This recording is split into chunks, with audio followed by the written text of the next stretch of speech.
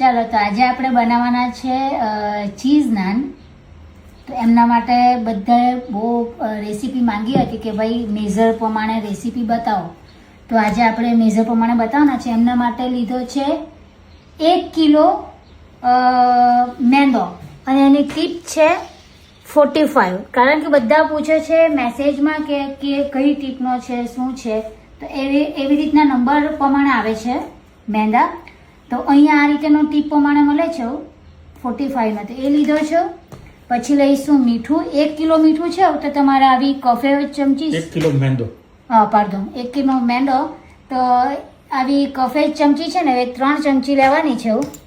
પછી લીધું છે 10 ગ્રામ લેવ્યુર, 125 ગ્રામ દહીં, 50 ગ્રામ બટર અને 40 ml તેલ છે. સાદું તેલ જ છે, એમાં ઓલિવ ઓઇલ નથી નાખવાનું કારણ કે ટેસ્ટ એનો બદલાઈ જાય છે એટલા માટે. તો પહેલાં આપણે લેવાનું છે 1 કિલો, જો પેક જ છે 1 કિલો મેંદો. 1 કિલો મેંદો લઈશું. એમાં નાખી દેવાનું છે દહીં, 125 ગ્રામ દહીં. પાછી રિપીટ કરું છું, 125 ગ્રામ દહીં લેવાનું છે.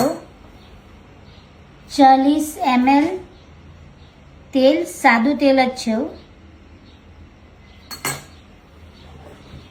10 ગ્રામ ઈસ્ટ અને બટર આ રીતે થઈ ગયું છે. તો અડધું બટર આપણે અત્યારે વાપરીશું અને અડધું લાસ્ટમાં વાપરીશું. અને 3 ચમચી મીઠું, કોફી સ્પૂન આવે છે ને તે 3 ચમચી લીધું છે.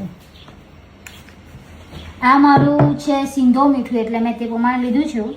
તમારે જોઈતું હોય તે પ્રમાણે